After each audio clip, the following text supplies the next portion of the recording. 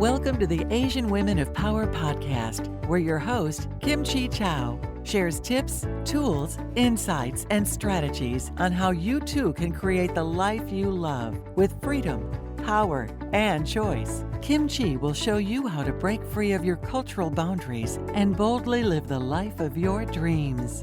If you are ready to transform your life, please go to www.asianwomenofpowerquiz.com and take the quiz. You may qualify for a free discovery session with Kimchi. And now, here's your host, Kimchi Chow. Welcome to the Asian Women of Power podcast. Today's episode will focus on the purpose of life and how we can achieve happiness early on. Our guest will share his journey and insights as a retired corporate executive and how he found his life purpose and lives it every day. Let me introduce you David Tran. David came to America for his study in 1972. He graduated with master's degree in chemical engineering and business administration and finance at MIT. He retired at the peak of his career as Vice President of Marketing and Product Management at PAC and never regrets it. Let's find out David's secrets by helping me welcome David Tran. Thank you, Kimchi, for your kind word, and glad to be with you today. You're welcome. So you have been in America for 42 years. No, actually 48 years. Oh, 48 years. Oh, my calculation is wrong. All right. I have just made it myself. Okay. So what do you remember from your childhood before you went to study abroad in America? Wow, that's a long time ago. Yeah, I was born in Vietnam and spent my first 18 years in Saigon, the capital of South Vietnam at that time. And I would describe our life as that of an upper middle class family. And Saigon was the last bastion. And so it was protected very well. It was very well defended. So we were pretty much cloistered. We were very fortunate to live a pretty peaceful life when the war was raging on around us. And so I went to school, I went to see movies, I went to swimming at the country club, and a little bit oblivious of, the war that was going around me, being a kid at that time.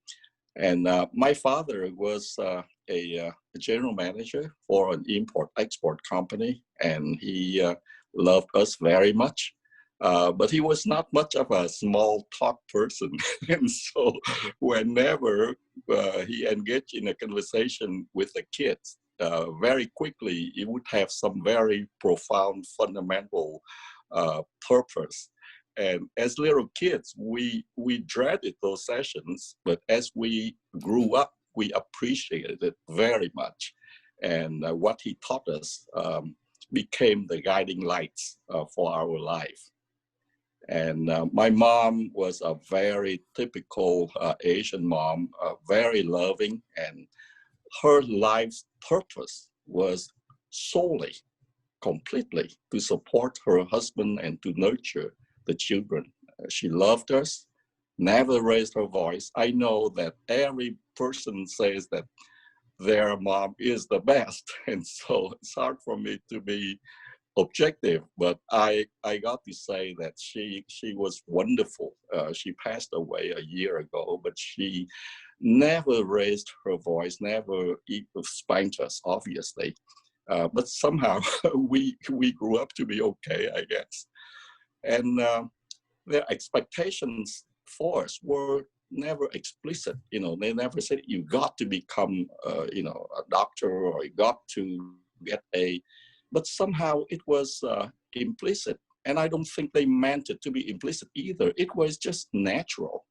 And so we kind of understood what the expectation was. We never talked about if we would go to college, but it was just a matter of, when we would do that. It was something that we took naturally. It didn't mean that it was not difficult, but it was not like a undue pressure on us. And so I was in Vietnam until 72. I graduated from high school. And at that point, I came to the US to attend college. Wow, so wonderful. You had an ideal parents growing up. So how many siblings do you have?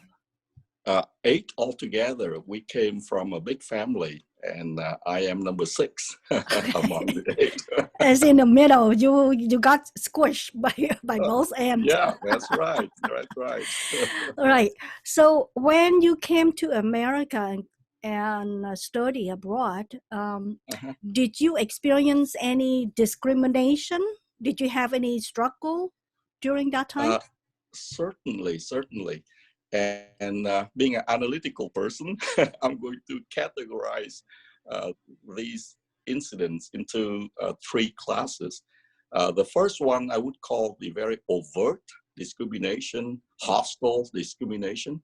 And I consider myself to be just pure lucky. And that is in my 48 years. I experienced that only once or twice.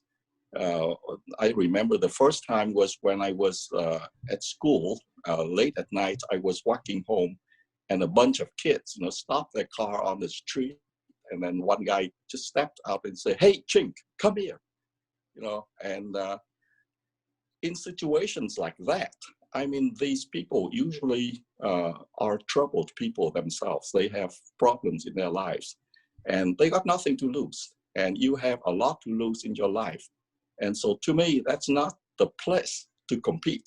I'd like to compete in school and, to get into the C-suite, but I think that that's not where you choose your battles. And so in situations like that, I would recommend that if you feel threatened, if you feel that your safety is at stake, then call 911 or use your phone to record what's happening. Or if you could get out of that situation, do so. It's not worth to engage in those situations. It could endanger your life. Same thing applies to road rage, right? That's not where you want to compete. You want to compete in a company or in other situations. So that's the first category. The second category is tougher. It's a covert discrimination. These people are discriminant intentionally. They know what they are doing, but they cover their tracks so that you cannot blame them very easily. I remember in 1975 when my family came here, and the first house that we rented was for the summer. But after the summer, the owners came back, and we knew that from the get-go, so we knew we got to rent another house. And so we called this place, and they said, sure, we have the house available. 10 minutes later, we came, our family, not all 10 of us, but my parents and a couple of us. And as soon as they saw us being Asian, they looked flustered, and then they immediately said that the house got rented. And so it was very obvious what happened. They didn't say they discriminated, but they just said that the house was rented. And at that time, there were a lot of other houses available, and so we just didn't feel like we wanted to waste time to pursue that particular house, which didn't look like a very nice house once we saw that. And so that's a very tough case, and it requires different solutions. If it's not worth it, if you have other choices, then you just deny that business, people your business, and then you go somewhere else. But if that is something that is extremely important to you, then you have to pursue it. So we don't have a one-size-fits-all answer for that case. At least I don't have it. The third category, and this is something that I think we all encounter a lot, and that is subconscious biases. And that is people are being biased, but even they themselves don't realize that they are being biased. And so I have a number of examples, but for the interest of time, I will just tell one, and that is I was a mid-level manager at that time. It was back in the 80s. And myself and one of my subordinates, a white man, very nice guy, the two of us went to a restaurant to meet with a sales manager. And so the three of us were sitting there, and the sales manager from this company, he was a white guy, and he just focused on my subordinate and talked to him as if I was not there. Uh, and at that time, uh, I just knew what was going on, and I didn't think he meant anything ill, but that my subordinate was the manager. But at that time, I was very consumed with the interest of the company. I really didn't think about myself, but I got questions, strategic questions, important questions I needed to ask him. And so I focused on what he was saying and began to ask him questions that obviously my subordinate didn't have the same view. And so after I began to do that, 15 minutes later, the the direction of his look began to change, and then he began to have a conversation with me. And so for this category, my advice would be: don't get petty, don't get angry, but focus on the big things.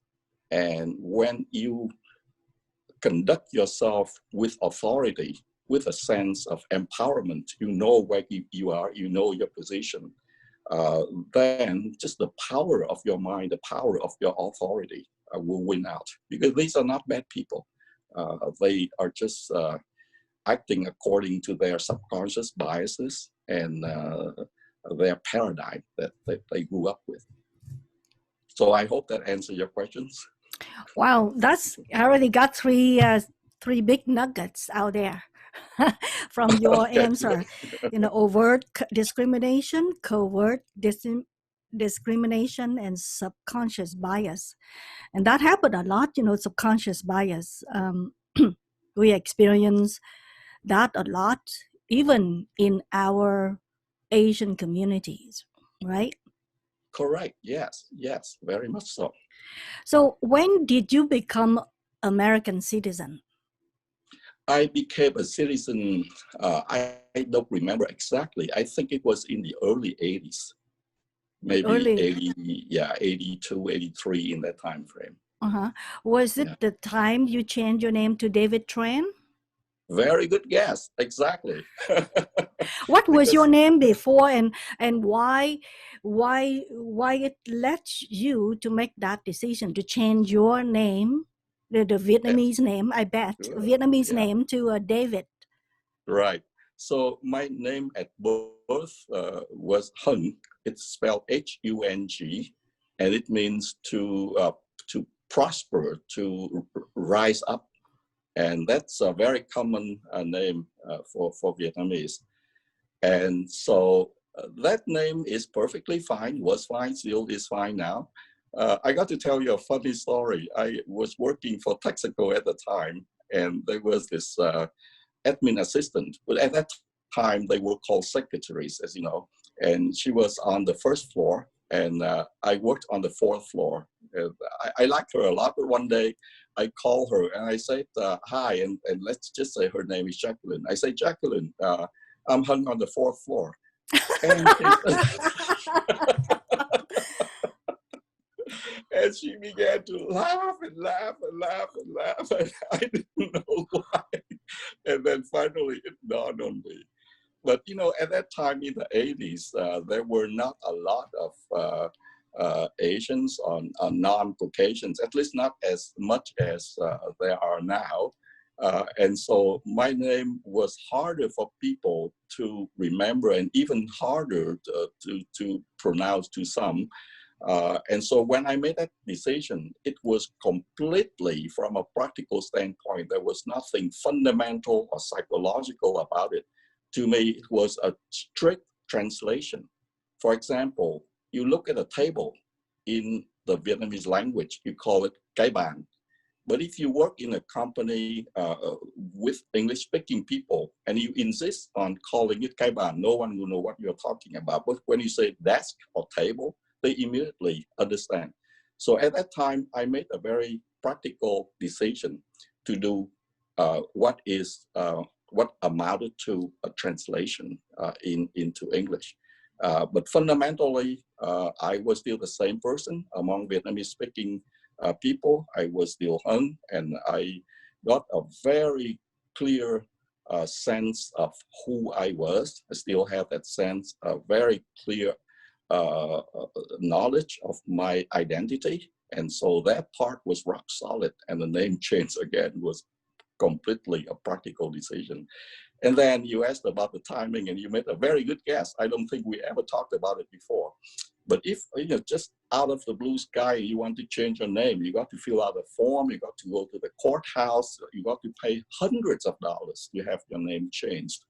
But when you, I don't know whether they're still doing the same now, but at that time, on the back of the certificate of citizenship, they just stamped something with some blank lines, and you put the name that you wanted on that line, and the officer signed his name or her name, and that was it, totally free. And so I thought it was an opportune time to do that. Mm. So did you put your first name Hung to become your middle name now, or David Hung Tran, or you just omitted? Just David Tran. Just David Tran, no middle name. Right. No. Yeah. So, I read, recently I saw a post, and this observation or assessment came up quite often. Uh-huh. That, Asian American, we all think that if we use our birth names in our resume, and that would cause us to have less chance of getting into the door of companies, right? Because HR, they'll look at the name, they say, oh, you are Asian, forget about Asian, right? Or if they carry that name, even though they get inside the company and work for a corporation, they will have less chance of moving up to C-suite.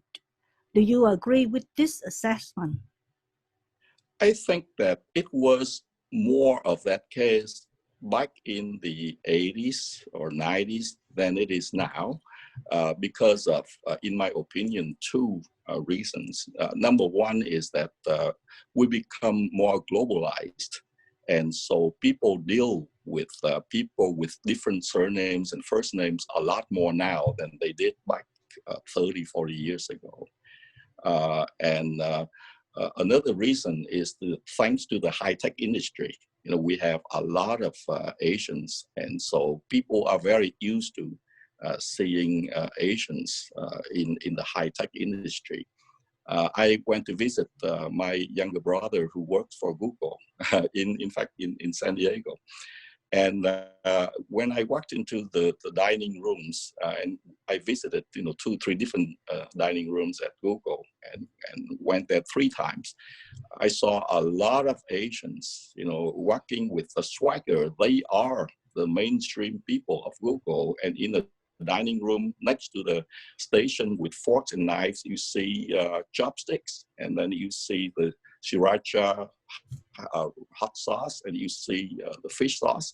And so Asians are very much a part of the fabrics of corporate America now than back then. And so it was more prevalent then than now. Another factor is industry. And if you talk about some older industries, it's more of a problem than high tech, like we just talked about. And then localities as well. If you work in San Francisco or New York, it's less of an issue than if you work in some very small towns when many people for years have not seen any non-Caucasians, for example. But whether you make the decision to change your name or not, my personal advice is don't do it for any reason other than just practical reasons. It should not be a desire to remake yourself in the mold of someone that you are not. I strongly recommend against that. Yeah, I totally agree with that. And I'm also believe in numerology, right? So each character has a a number value, and we add up, add up the name and the birthday, and it give us a number, and that number is, represents our personality and like a direction of our life. I agree with what you say. Don't change it just for the sake of pleasing other people or make other people's life easier. Do it for yourself, not for anybody else, right? Because that is your identity. Are you consider, since now that your name is David Tran? So David Mhm. is not Vietnamese name. Tran is a Vietnamese name, the Vietnamese root. So are Mhm. you consider yourself Vietnamese, Vietnamese American, or American? Oh, I consider my roots, my heritage to be 100% Vietnamese. And I consider my citizenship 100% American. And there's no conflict there. It is very much like if someone asks you whether you are, as me, if you are a father or you are a husband, I would say that I'm 100% a father and I'm 100% a husband. And I don't have to take away anything from one side to enhance the other. So let's talk about Asian Americans' challenge in the workplace. Mhm. What do you think that prevent Asian Americans from rising in the corporate world? Yeah, and so I think it's kind of a vicious circle. That is, on the one hand, there is this stereotype, at least in some quarters of the corporate executives, that Asians are all the things we have heard many, many times already, that we are technical, but we are not management materials, that we don't speak up, that we are not assertive, and we are not aggressive, blah, blah, blah. Some of us don't speak English well, all those things. And then from uh, our side, uh, some of us kind of know that is the expectation or that is the mindset. And subconsciously, we tend to conform to that mindset. That is a, I guess I'm not a psychologist, but I heard of that kind of psychological phenomenon. Uh, and when you do that, then it accentuates, it reinforces that view. And so the stereotype becomes stronger. And that's what I call a vicious circle. Uh, and so, in my view, that first of all, what we have to start out is to have a supreme sense of confidence that we can compete. If you do not start with that core belief, then all the techniques that we sometimes hear about that speak up more at meetings, blah, blah, blah, would be like building castles on the sand. But so I'd like to talk about that solid foundation first. And then I will approach some of these techniques and methods that we heard so many times. And so why should you feel supremely confident? Because we compete in life based on our totality, not just one factor.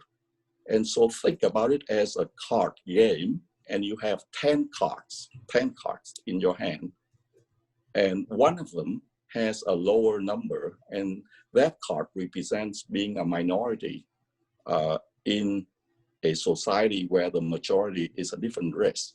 It doesn't say anything about uh, the Asian race in an absolute sense, which is, I am supremely proud of. But it only talks about the disadvantage of being in a minority group among the majority. But what about the other 9 cards in your hand? Your management skill, your leadership skill, your sense of vision, your presentation skill, your physical presence, your people skill, your technical skill. And so when you add up all the 10 cards, who is to say who is better? So don't start out by saying that, discrimination, I gave up, no way that I can compete, right? And then we often have this view that of the white male privilege, which is true. I'm not saying it's not true, but our white male friends would tell us that they have their cross to bear too. No one is born perfect. You look around, and all of us, whether we are black or white or Asian or Hispanic, some of us suffer stuttering since we were young, or that we have anxiety attack, or we suffer from depression, or we have drug problems. We all have our cross to bear. And so don't think that that we cannot compete because we have this disadvantage of being in a minority group. And so just be supremely confident and look at the totality that we have. And so if you develop that sense of core confidence in you, then then we can talk about the solutions to the individual problems. The individual issues, we all heard about them before. And if I would just repeat them, then people would say, blah, we have heard about those things all before. And so I'd like to add a little bit of a new slant or my take on each of these in terms of what we can do about it. So let's talk about the first thing.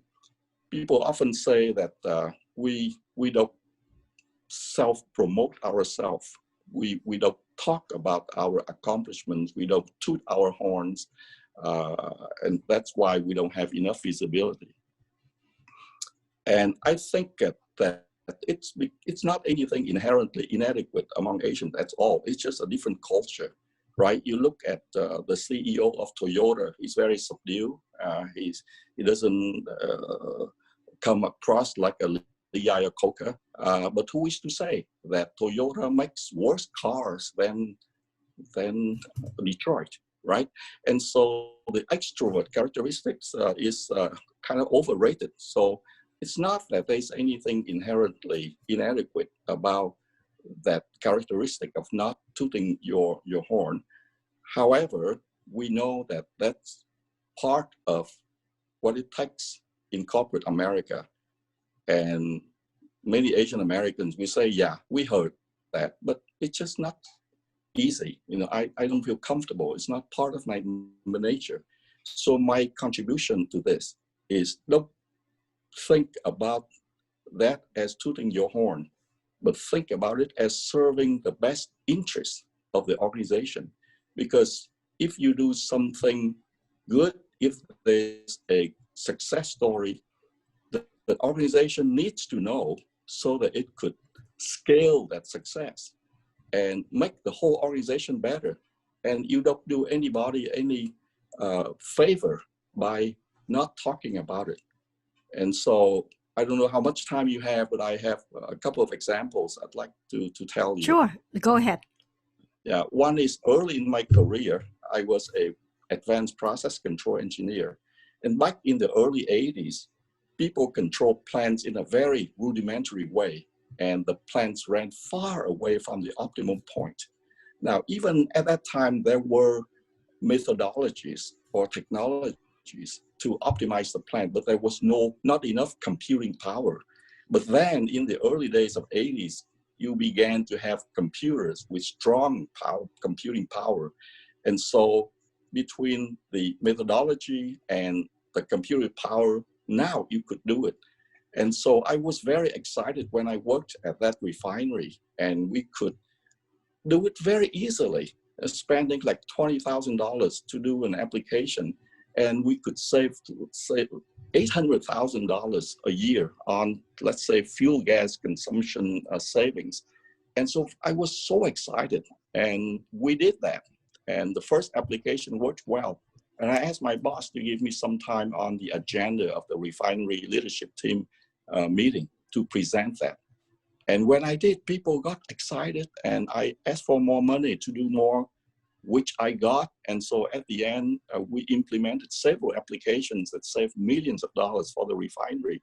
And my heart was really in the good for the company. But I was not born yesterday. I knew that by doing so, I also helped my visibility.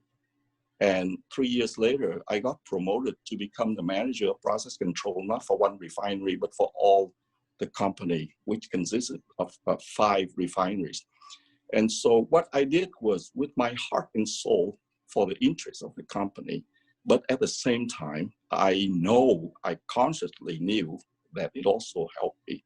So I think that if we Asian Americans uh, would get into that mindset that we are not tooting our horn, but we are helping the company to know about what works so that they could scale that up and could make it more successful. But at the same time, you know that doing so would also help your career. But that may help you to overcome the feeling of, oh, I don't want to toot my own horn. And so another quick example is later in my career. The first example was when I was still very young, but later when I was already VP of this company. And in order for the many people in the company to know what was going on in the marketing area, I started what I call the marketing newsletter. That every month I would put bullet points about the main things that happened for the past 30 days.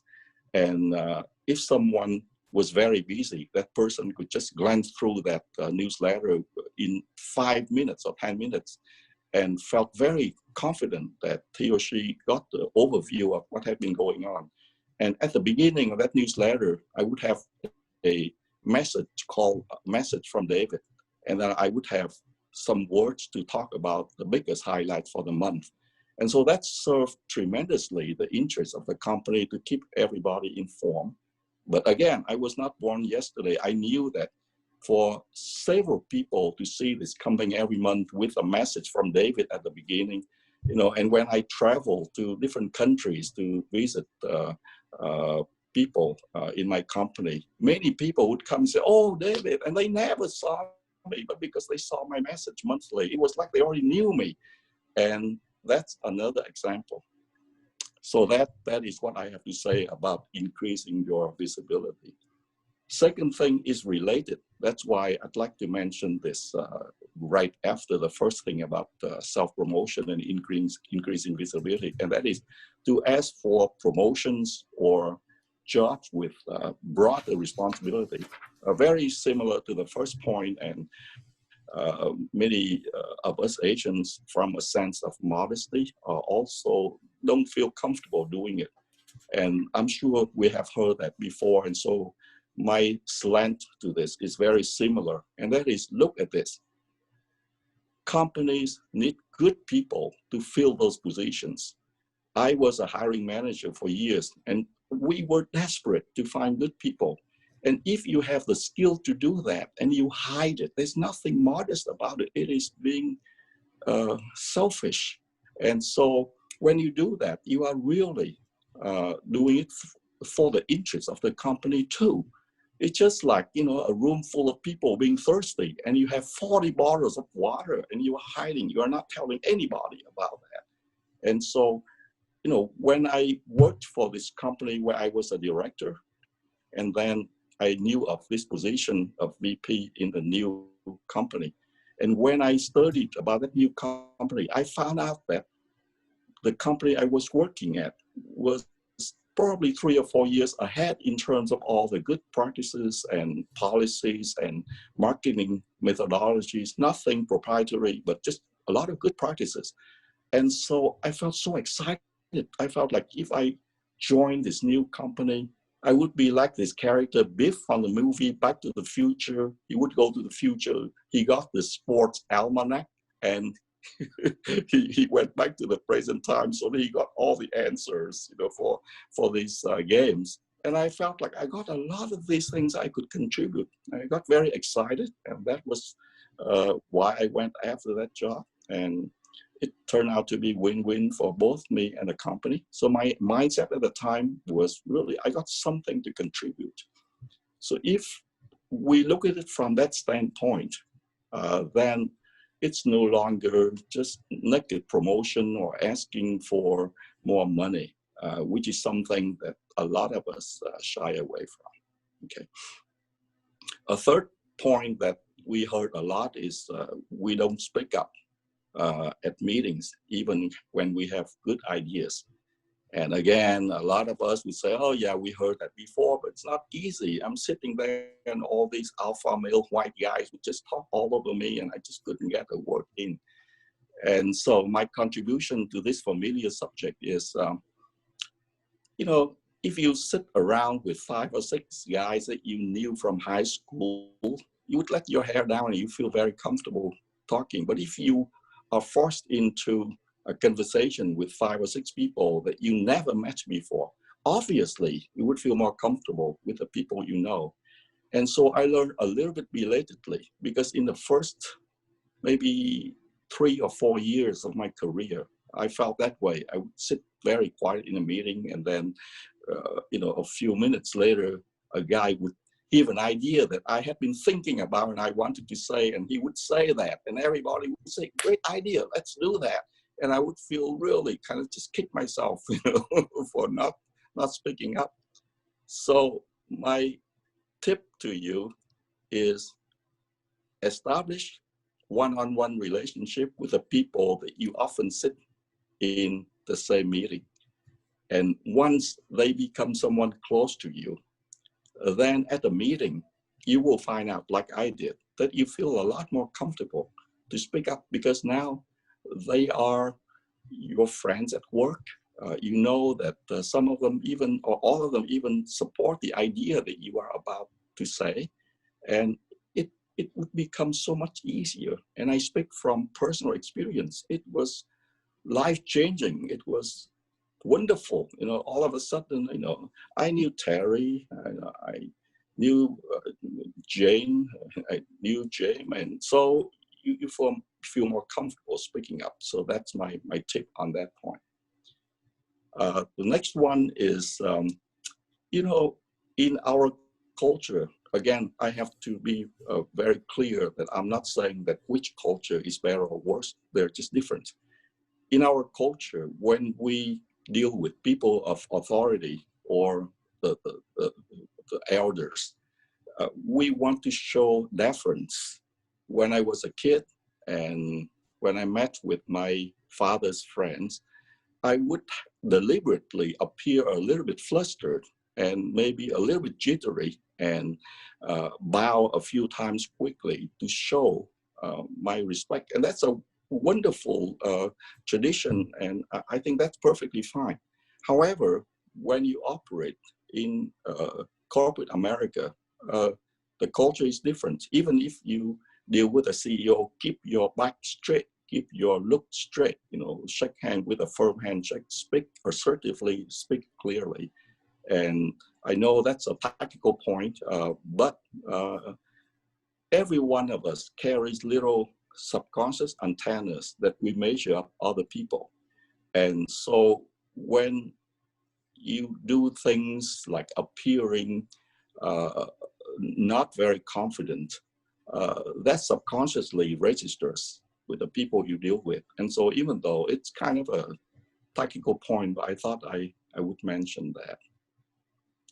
And then another tip I could give to Asian Americans as a way of promoting yourself, but not feeling uncomfortable because of your upbringing or your culture. And that is leverage the performance review time. Most managers and most employees dread doing this, but use it to your advantage. And that is throughout the year. And I don't know whether they're still doing annual reviews now, or they do it every 6 months or 3 months. But in my time, it was done only once a year. And by that time, you would forget what you had done, and your boss would forget what you had done, which is to your disadvantage. And so throughout the year, whenever you do something good, just make a quick note. Nowadays, you don't even have to do it on paper. You could do it on your smartphone easily. Keep track of those things. And at the end of the year, write up a very good performance review so that your boss would not forget what you did. And I did that with good effect. And one time I got a good laugh out of this, because my boss, this was back in the 90s, he must have agreed totally with what I wrote. And I wrote it faithfully, that he copied and pasted into his performance review of me. to set it upward. And so I literally wrote my own check, I guess. And so that is another tip I'd like to give to Asian Americans. I'm sure there are other things, but just in the confine of the program, I thought I would share my personal experience. Wow, that's a really, really valid and precious suggestion. There's a few things I was not thinking of that before, but you mentioned it's really, really, really good. I think I would highly recommend people who are still working for corporation Mm-hmm. listen closely and take notes on your input and suggestion here, because if they learn how to do this early on, they would have a smoother and easier career, because they get along well with everybody that they're working with, and so that they Yeah, can and enjoy working environment more. correct. And these things are not from a academic consultant. This is from blood and sweat down in the trenches. Things I did, like the thing about not speaking up at meetings. I suffered that in the first 3-4 years of my career. So it was very real to me. And then the solution was also very real and very effective. And so I hope they help. Yep, absolutely. I totally agree on that. It's that insight that you say, okay, so the reason we don't speak up because we don't know other people, right, in a meeting. Mm-hmm. So why Mm-hmm. not make friends of them? And then Mm-hmm. you say, hey, okay, I know you. Okay, here's my point of view. That's a very, very good point. Yeah, you just think Yes. about yourself. When you sit with 5 or 6 friends that you have known for a long time, don't you find it so easy to speak up compared to if you walk into a group of people that you never met before? It's really very common. It's common sense. Mm-hmm. So from your experience, so you probably have people with different background, like different type of Asian ethnicity reported to you before. Do you Correct. notice the difference between typical, like Chinese, Vietnamese, Asian American versus the Indian American? Do you Yes, I do. notice the difference, and what why is that it Mhm. seems that more Indian American were able to get to more C-suite position? Mhm. Yeah, one thing that you already noted when we talked offline earlier, and that is absolutely true, and that is many of them speak English since they were still very young. And so they are very comfortable when they speak English. Whereas for many of us, including myself, English is not our native language. And so they don't have that reservation like we do. So, that's one thing. Another thing is that I noticed that they practice a lot of the things that we talked about earlier, speaking at meetings and tooting their horns and all those things that we talked a few minutes earlier. The third thing that I suspected, but because I didn't need to do research in that area, I didn't look closely into it. But when I listened to the podcast that you had with Buck G that you recommended me to listen, he confirmed my suspicion. And by the way, when I use the word suspicion, I didn't mean anything. I didn't know negative connotation. In fact, it's a positive connotation that they got organizations to help Indian Americans advance in corporations. I think Buck mentioned a group called TIA, that did that, if my memory serves me right, and maybe there are other organizations. And I applaud them for it. I think it's a wonderful thing. There's nothing negative about it. And I don't know when they started doing it, but I can tell you that I started to see those changes about 10, 12 years ago. And again, being a analytical and thoughtful guy, I thought that it happened just about the same time with so many different of my wonderful Indian colleagues that didn't know each other. But somehow it was like they began to work in lockstep. They did the same thing. And now we know why. Or at least I strongly suspect that that's because they have organizations that train the Indian Americans about the right ways to advance in the corporate world. So those are the three things that I could think of. What about Asian American women? What can we as Asian American women I to certainly advance would in the like to, workplace? yeah, certainly would like to talk about this, but I need to make a big disclaimer, and that is I don't have expertise in this area of Asian American women advancement. And so I can only speak from the very narrow perspective of my experience working with or managing Asian American women. And so what I will share with you is anecdotal from my experience and not something that is generic across all Asian American women. So with that disclaimer, I will say that my view is that, back in the hunter-gatherer days, more than 12,000 years ago, men with muscles dominated because they were better at doing those things. And that kind of culture perpetuates until this day. And now it's nonsensical because right now, a lot of the things we do require brain power. And women are just as good, if not better than men in many of these areas.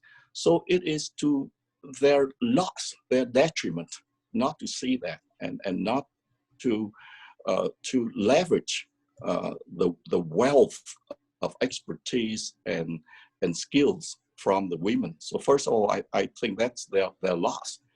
Asian American women or all women have got nothing to apologize for. This is something that is incumbent upon the male managers to recognize and to change. And so that is something to off my chest. Now, in my management career, I have had some women working for me. And then I also got a Caucasian as well as one lady from Greece, but because the Asian American women, I'll talk about that in particular, and that is that just like the Asian men, Asian women also have some of these hurdles that we all share, and one of them again is speaking up at meetings. And I had been at meetings where all these alpha males would just talk, and then the one Asian woman in the room couldn't get her words in. And even when she did that, they would just talk all over her. And the worst thing is they didn't even realize they were talking over her. They didn't know that, which is to me even worse than doing it deliberately, because by not knowing it, it seemed to say that she was invisible to them. And in my working relationship with these Asian American women, I knew that they were strategic. I knew that they were good. And so the way that I did that at meetings was I would make sure to give them an opportunity to speak. I think that most managers would be oblivious to that need of Asian American women and would just forget about it. And then the woman may go through the whole meeting without one single word. And then on the other extreme, some people may do it very clumsily and would say that, Jane, you have been sitting here for the whole time, not saying a word. Do you have anything to say? And to me, both of those approaches are wrong. And I knew that very consciously. So what I did was that I would make sure, and let's just call this lady Jane, and I would say something like, if we were talking about the topic of, let's say, strategic pricing, I would say that, Jane, the other day you told me that you developed this methodology for strategic pricing, and maybe it can apply to this product that we are about to launch. Would you share that with the group? And so at each meeting, I would do that 1 or 2 times to train the group, and I guess to train her as well, to get used to the specter of the whole group sitting there and her talking. And after a few times, then they all got trained and they saw her now as a very credible, very intelligent, very strategic person in the group. And by the way, not theory, this actually happened. And in my mind, I was still thinking about those meetings and this particular Asian American woman that I was talking about. And to make a long story short, she's now a director. After a few years that I left the company, I heard that she's now a director. Now, I may play no part in it, I don't know, but if what I did played a small part in making her feel more empowered and feel like she deserves it and that she can become a director, and if I play any small part in it, then I feel very, very grateful for that. And so if you don't have a boss who would give you that mandate, so again, this is my additional contribution on this topic, then do this. Go to the manager before the meeting and say, hey, Bob, I would like 5 minutes from your meeting to talk about this topic that I think that people would very much be interested in hearing. I bet you, unless the boss is really, I cannot use the term public here, but unless he's a, well, let's just say a jerk, unless he's a jerk, I think that 99% of the bosses would say, sure, Jen will do that. And that way, you don't have to break in, but you have that mandate to do it. And if you do it a few times, then it would happen like the scenario I described. The group would get trained into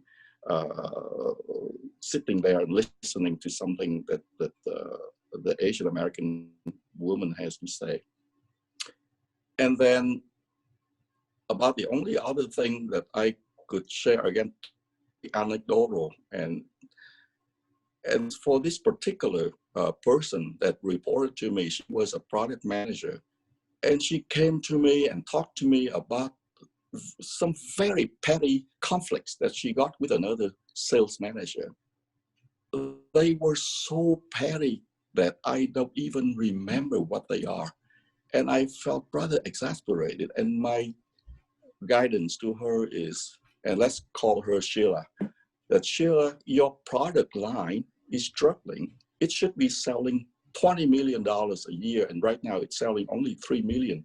Why don't you think about it and develop a strategic plan for your product line? Forget about Bob, and Bob is the sales manager. Of course, that's not his name, but let's just call him Bob. Forget about him.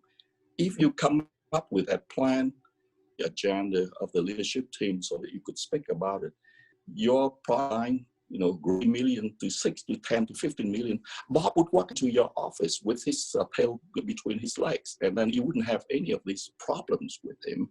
And so in her case, my advice is lift your vision above these little petty conflicts. Just steamroll over it. Think about the big picture. Think about the interests of the company and operate at that level. If you do so, you would crush all of these petty problems. They will solve themselves. And so to the extent that some Asian American women may find embroiled in these things, then maybe my tip would help. Again, this is just from one isolated incident. It doesn't say anything about women across the board. I got to have that disclaimer very clearly. And then one more thing that I could say is just similar to Asian American men, you got to do all the things that we talked earlier. And a lot of male managers got the stereotype that Asian American women would be analysts or assistants. But you are not. I have dealt with the most intelligent women, or not intelligent employees ever. And so you just need to let the company know that those are the things you can do, and that's not tooting your horn, but that is to serve the interests of the company. Because coming back to the analogy, people are thirsty. You have the water, make sure that you provide that benefit to the company. You are not doing anyone any favor by holding yourself back. And so I know that I can only make very limited contribution in this area, because I'm really not an expert in terms of Asian American women advancement. Well, your suggestion and insight is very, very beneficial. Uh, the phrase that you use, lift your vision above the petty problems, right? Yeah, So yeah. that's, focus on the important thing rather than just personality conflicts here. And the best revenge is successful.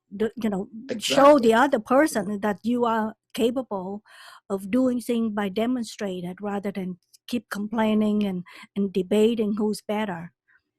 When they coat the roads with asphalt, these heavy steam rollers just rolling on top of the asphalt, you see those big machines.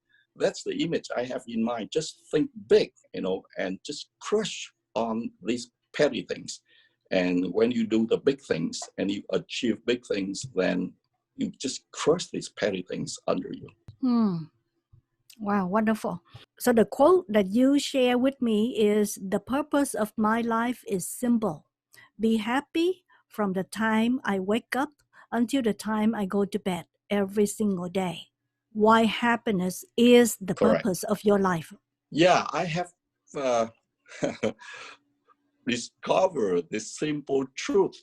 Like I reinvented the wheel, I guess, maybe about 35 years ago. And it was much later that I saw a very similar quote from the Dalai Lama. And he says that the purpose of our lives is happiness. And I think everything else is derivative. Because if someone says that the purpose of my life is to do charity, then I would ask, if doing charity makes you agitated and angry and miserable, would you do that? Probably that person wouldn't do that. If it made them so angry and agitated and miserable. And so you find happiness when you do charity, then you should do charity. But at the end, the ultimate is to be happy.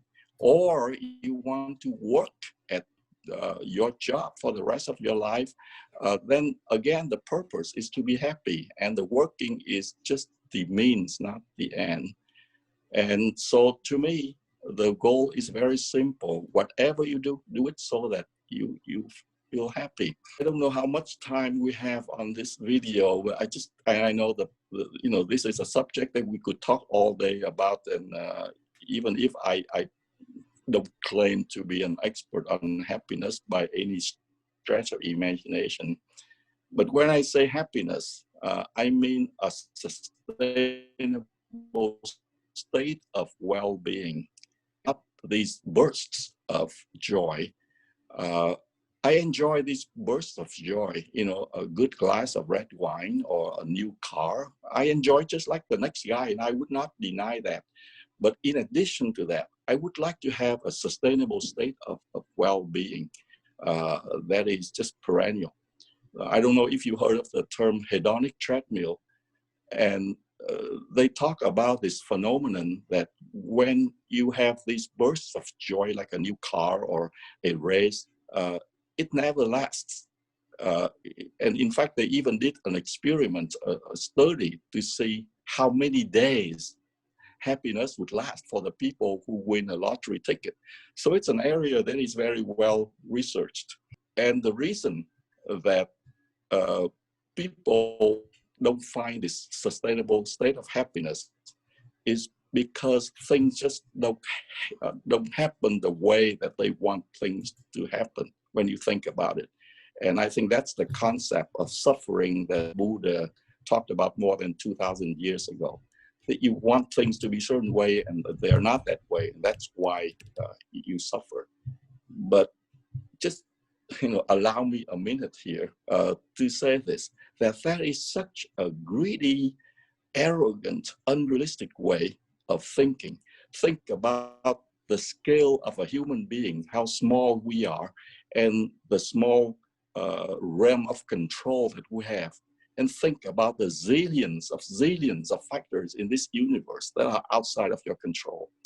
If we had not experienced real life to know how it is like, and if someone just asked me hypothetically that given how small you are and your small realm of control, and about the vastness of this universe and the zillions of factors outside of your control, how often do you think that things will go your way?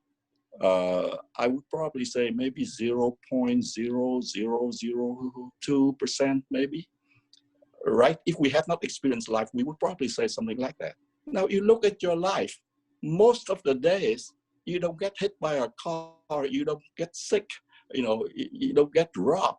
Most of the times, things are going pretty well. And then every 3 years, you have a fender bender, and you got all bent up about it. You insist on life having to go 100% or at least 99%, whereas the way that this universe is set up, I am shocked that things don't go the other way 99.9998% of the time. And so if we have that recognition, then we should be very grateful with how much life goes our way.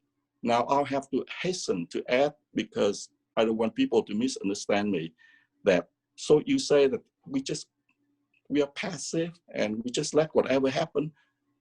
To the contrary, that's not what I say at all. Do everything you can, be active, be proactive to mitigate risk, to improve.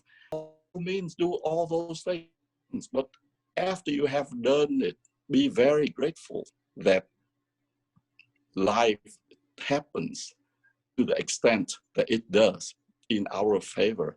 And when I came to that recognition, then I was just overwhelmed with gratefulness, overwhelmed with just how lucky we are. And I just don't take things for granted. And then another piece of this I'd like to mention is to switch your mindset. And this is something very practical that everybody can do. And it came to me back in the time frame of the late 80s. And one day I rushed from my company to the airport to catch a flight. It was about 3 o'clock in the morning. And I got to the airport and the flight was delayed for 2 hours. And I was so upset. I was pissed off, and I just slammed myself into a chair. And after a while, I began to think.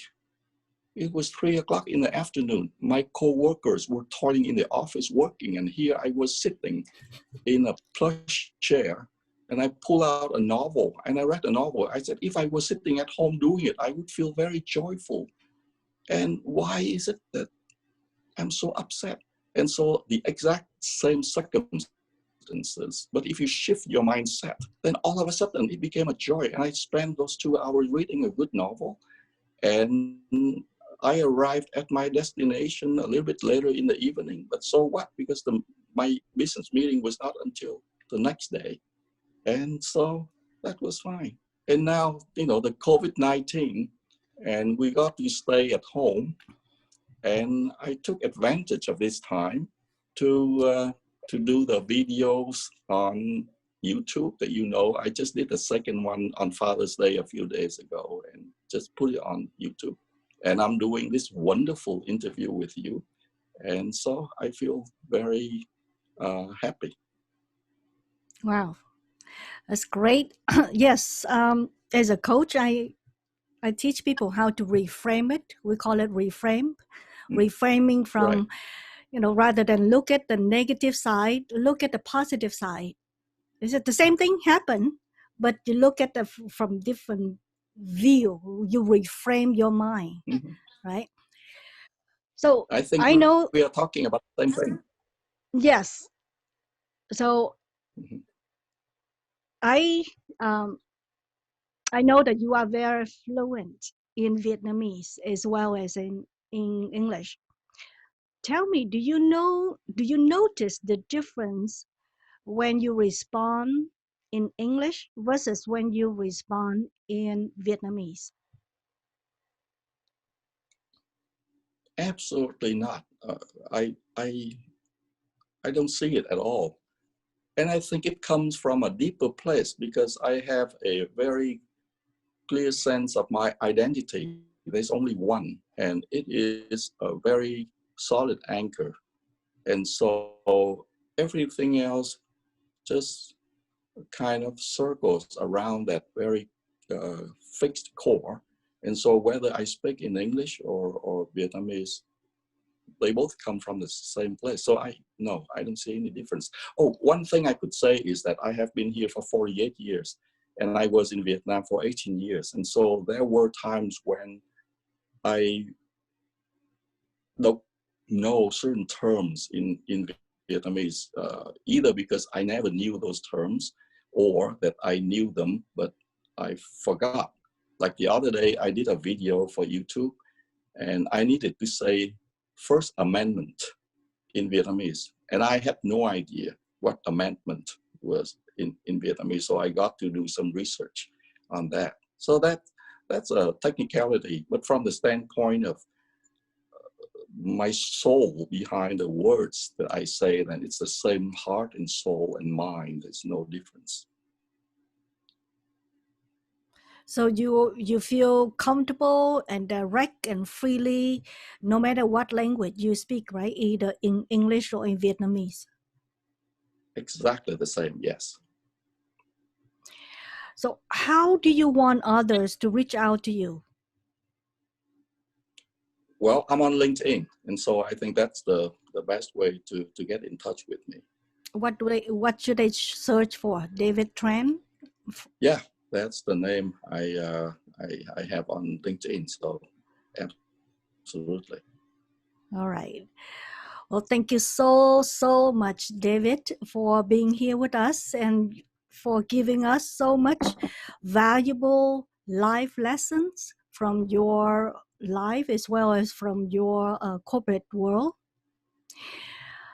We hope that you get a lot out of this interview and that it gives you different perspective in life. If you enjoyed this interview, please subscribe, rate, review, and share with your families and friends. Until next time, live life loud. Goodbye. We hope you enjoyed this episode of Asian Women of Power podcast. We encourage you to apply what you've learned here today to make your life a little bit better every day. For more tips, tools, practical ideas, and conversations around a business, life, and relationships so that you too can live life loud, we invite you to join the Asian Women of Power Facebook group at www.joinasianwomenofpower.com.